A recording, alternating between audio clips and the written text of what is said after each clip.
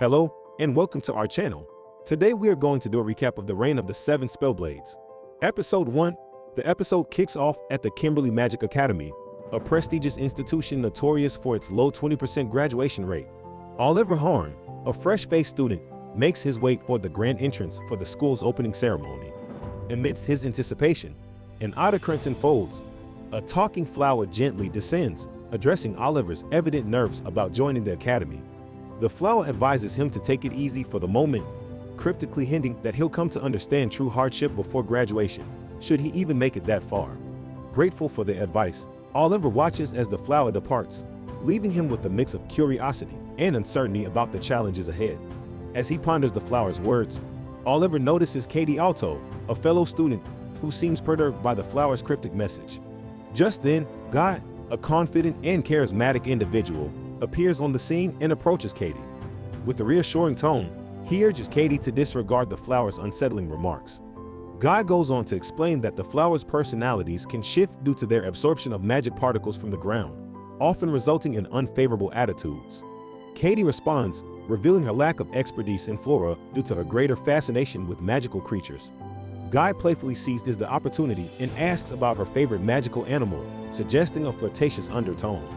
In a reply, Katie diplomatically states her affection for all animals, potentially implying a similar sentiment towards Guy. Overhearing this interaction, Oliver becomes an unintentional observer as Michaela McFarlane interrupts Pete Reston's conversation nearby, underscoring the bustling atmosphere of the Magical Academy. The girl warns the guy to watch his step as he nearly steps on a plant. She insults the plant, causing it to retreat. The guy, named Pete, dismisses her help. Suddenly, a samurai named Ahibi arrives, and a plant tries to taunt her. She ignores it, surprising everyone. A vision of dueling with Ahibia fills the guy's mind, stirring a feeling in his heart. The girl smiles at him, leaving everyone shocked. Inside the school gate, a magical monster parade unfolds: griffins, salamanders, and even a dragon. Oliver is captivated, while Pete is stunned. Oliver educates Pete about the parade. Katie, however, gets upset over a troll in the parade, feeling it's wrong. A debate ensues between her and another student, Di, escalating until Pete intervenes. Suddenly, a girl casts a spell on Katie, making her involuntarily join the parade. Katie's legs are immobilized, and a frenzied troll approaches her. Hibia appears, scaring the troll away. She helps Katie and draws her sword. The others rush to assist, but their efforts aren't enough. Oliver suggests combining their wind spells. Initially skeptical, they trust him, and the plan works, subduing the troll. Michaela, Pete, and Guy follow Oliver's plan, combining their wind spells with his to create a dragon's roar. The roar startles the troll, catching its attention. Astonished by Oliver's spell, Michaela shouts at Hibia to escape, but Hibia instead jumps onto the troll. With a swift slash, her hair turns white as she defeats the troll. Oliver realizes her use of innocent color, a feat only possible for mages with potent magic. Despite the tingling from the clash, Hibia assures Katie she'll carry her, and thanks the others for their help. They create an opening to enter the school. In the school hallway, students gather anxiously for the ceremony. Despite the separation, Oliver finds himself beside Hibia. He learns that she confronted the troll without a plan, laughing it off as she explains. Silence falls as the headmistress arrives, the famous Esmeralda of Kimberly. She apologizes for the earlier incident and emphasizes 2 priorities: freedom and results. She warns that strange encounters plague the academy, which could lead to madness, disappearances, or even death. The headmistress welcomes them to a madhouse. Hibia raises her hand, suggesting a headache relief method, but it's brushed off. The students float to their seats as the headmistress gestures, revealing a lavish banquet table. Oliver reunites with his group, expressing gratitude for their help earlier. Michelle proposes introductions, but they wait for Katie. Katie descends from the ceiling, Hibia sat her, completing the group. Michaela introduces herself, with the guy playfully hitting on her. Katie follows, mentioning her passion for animals, followed by a guy, hailing from a long line of magic farmers. Pete explains his non-magical background and love for reading, hyped up by Oliver's book knowledge. Oliver shares his mage lineage and spell expertise, earning praise from Michaela. Hibia reveals herself to be from a warrior family, explaining how a McFarlane mage saved her life, stunning them as Chella realizes it's her father. They settle down to eat, laughter and smiles filling the air. The next day, Oliver wakes to clock knockers pranking with the needles. Pete still sleeps. Heading outside, he senses someone nearby and asks if they're troubled. Clutching his sword, he explains that he's scouting while it's quiet. He inquires about the person's identity. She reveals his brother sent her to watch over him out of concern. He finds it excessive, but she insists it's for his well-being. He asks her name. She's Teresa. She assures him he only needs to call for her when needed. Walking further, as the sunrise paints the sky, he spots Hibbia bathing in the school fountain. Her scar-covered back and lack of self-consciousness surprise him. Casting a curtain spell, he tells her others can see from the windows. Hibbia explains her ritual to cleanse the bloodshed from a past war. He asks about her scars, and she apologizes. The sight triggers a memory from his own past.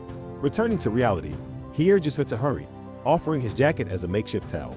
Realizing a deeper connection, they end the episode. Episode 2, the story continues. Returning to the school building, they meet new friends. Chella asks about their sleep, and Pete and Oliver respond positively. The guy arrives late, questioning why they didn't mention the clocks. Nana's early rise surprises Katie after an explanation. They tease Nana about her uniform, and Oliver avoids addressing his damp robe. Pete's book mode urges them to hurry for breakfast and their first magic class, sword arts. Garland explains the concept before practice. Pete defines sword arts as sword techniques complementing wands. He details their historical use due to a mage's defeat by a swordsman 400 years ago. Swords now aid in close combat alongside basic spells for distraction. Garland approves and suggests a duel. Nana volunteers, known from the troll incident. A bully steps up, wanting to test her after his defeat. Oliver steps in, challenging the bully to a duel instead, shutting down his protest. Returning to their connection, Oliver knows the bully was present during the troll incident but did little. The bully argues that Oliver should have waited for teachers or upperclassmen instead. Oliver calls him a coward, and Chella steps in, challenging the bully. They agree, and the teacher arranges duels. Nana and Oliver enter the ring with non-lethal blades. The teacher signals the start. Nana's hair turns white, and Oliver realizes he can't hold back. They exchange blows until Nana backs off, crying. Confused, Oliver tries to comfort her. He prepares to attack, and she thanks him, regaining her stance. They dash toward each other, breaking the spell. The teacher scolds them, and they rest. The second duel is canceled, and lessons continue. Nana chases after Oliver, finding the duel fulfilling. She regrets not finishing it and seeks his opinion. She asks for a rematch without the anti-lethality spell. Oliver refuses, explaining he doesn't want to kill her. Nana cries as he walks away. At lunch, the group reunites. Guy struggles to follow lessons. Chella mentions their surprising philology class, and Pete discusses their eccentric teacher Gilchrist. Old Baba opposes mages using swords, favoring magic solutions. Katie looks forward to magical biology with Vanessa, despite her controversial teaching. Vanessa asserts magical creatures as resources and introduces magical silkworms, creating cocoons with magic. In the magical biology class, the teacher explains the importance of carefully tending to silkworm cocoons. If not handled properly, they can unleash evil monsters upon hatching. Michaelis succeeds first, despite a last-minute failure. Oliver easily completes the task, and Michaela asks him to help Katie or Pete. Chella notices something between Oliver and Nana after their duel. Oliver assists Pete and then supervises Katie. Most students succeed, except Katie, who's extra cautious. Oliver confides in Chella that Katie has a different motive, to protect the creatures.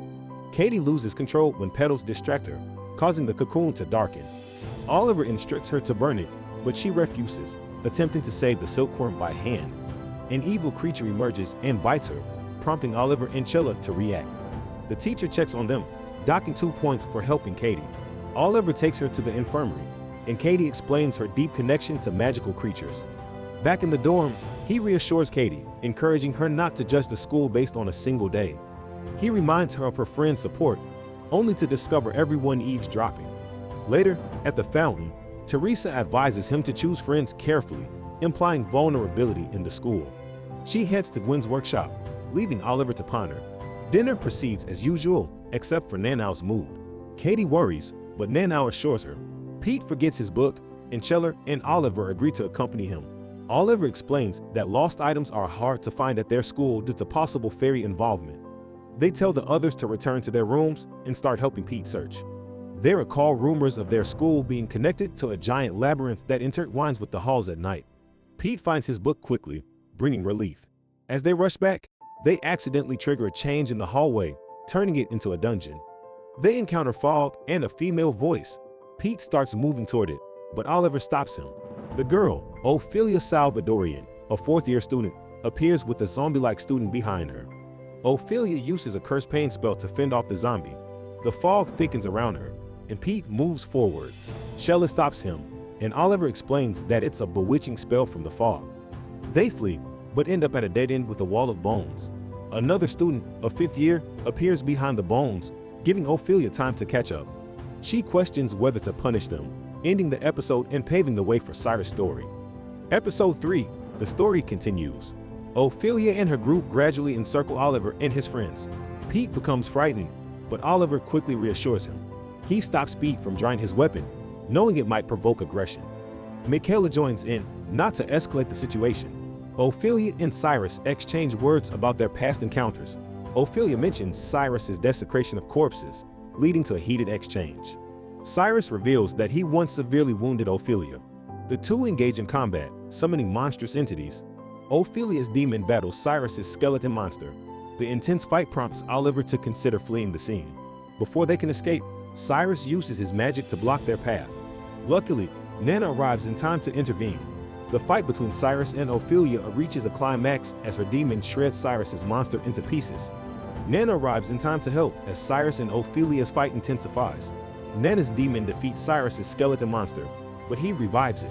Nana steps in to protect her friends, urging them to escape. Ophelia's demon destroys Cyrus's monster again, and he concedes defeat. Nana charges at the monsters, and Oliver joins her. Alvin intervenes, incinerating the monsters with fire magic. He exposes Ophelia's and Cyrus's recruitment plot and reveals himself as the student president. Carlos restrains Ophelia, and Alden takes them away. Alvin guides Oliver's group out, scolding Nana for her recklessness. Nana explains her past war experiences and her wish to face Somasanya Satsuna, the strongest fighter. Nana's backstory unfolds as she faces an army led by Somi Yoshihisa, seeking revenge for his son's death. She was surrounded, but a wizard named Western saved her, seeing her potential. Western invited Nana to become a mage in his country, leading her to Kimberly Academy. Nana shares her wish for a joyful blade, explaining her feelings for Oliver and her past desire to die. Michaela helps Nana see the value in life and love, leading to their reconciliation. Nana promises Oliver not to seek death and embraces her new life as a mage, supported by her friends. Nana expresses her eagerness to learn magic as the group heads to class. She gets close to Oliver, revealing her feelings for him. They blush and interact playfully. In Sword Darts class, Leonard teaches the Spellblade techniques. An annoying student annoys Oliver, but Nana encourages him to fight seriously. Michaela shares her history with Oliver's rival. Pete informs them about Katie trying to save a troll. Darius uses magic on Katie, but Milligan intervenes. The teacher Leonard and the headmistress oppose killing the troll, ending the episode. If you enjoyed this recap, feel free to share it with your friends, and be sure to hit that subscribe button and give it a thumbs up. And let me know in the comments which anime recap you'd like to see next.